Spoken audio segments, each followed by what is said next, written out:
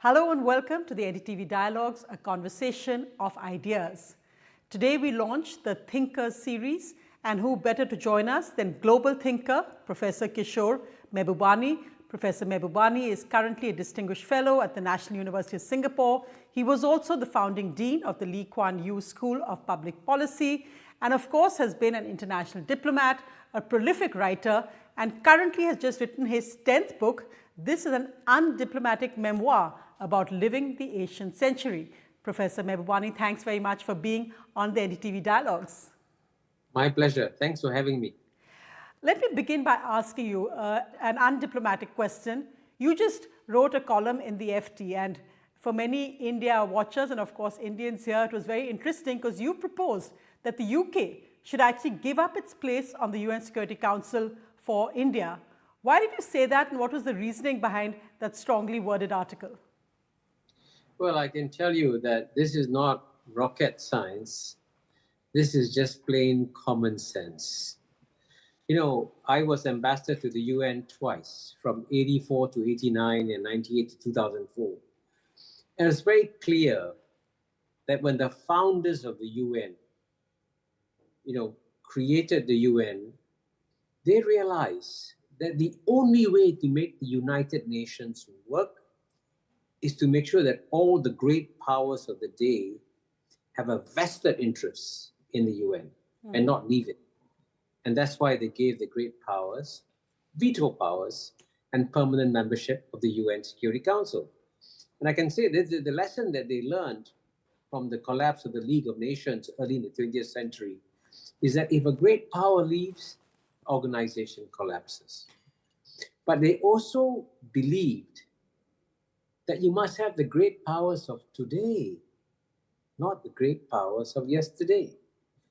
Unfortunately, they didn't create a mechanism for changing the seats, but that it was very clear that what they had in mind was to ensure that the great powers of the day were entrenched in the United Nations. And today there's absolutely no question that India is the third most powerful country in the world after United States and China. And Great Britain is no longer great, as we know.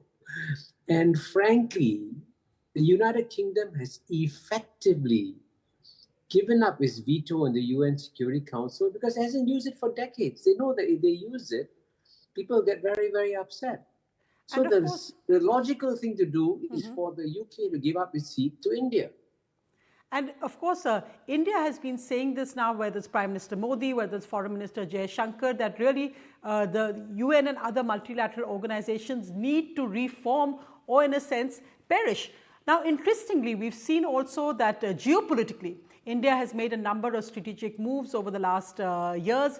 And of course, Prime Minister Modi being both in first Russia and then Ukraine, and India making it very clear that diplomatically and geopolitically, it's following the India way. How do you see these moves, and especially an interesting perspective from you, because it comes away from the West's planning that India often has to listen to in terms of analysis of its foreign policy? Yeah, well, first a quick word on reform. I think Prime Minister Modi and Foreign Minister Dr. Jaishankar are absolutely right that the time has come to reform the United Nations. But, as I said, having been ambassador there for over 10 years, they've been talking about Security Council reform since 1992, and nothing has happened. And that's why we need to make some dramatic moves, like persuading the United Kingdom to give up its seat to India. And that will be a step-by-step way of trying to improve, change the Security Council. But you're also right when you say that the India clearly is playing a bigger and bigger role in the world. I mean, look at the fact. Let me ask yourself a simple question. How many leaders in the world can comfortably visit both Russia and Ukraine and be received warmly by both countries? Very, very few countries in the world. And the fact that Prime Minister Modi can do that is a sign of how India has arrived as a major geopolitical actor. And therefore, the greatest scope that is given to India to play a role globally, like, for example, giving it a permanent membership in the UN Security Council, will enable India to do much more in terms of creating a better world. Could this not happen with an expansion rather than giving up? Because we both know how idealistic it may sound, and especially in the UK, I mean, I doubt that any country would give up. You have, of course, made an argument on why they would actually give up that membership. Is there not a argument for expansion instead, or a recognition that you can't ignore the country which is currently the most populous in the world? You know, countries cannot be great powers forever. And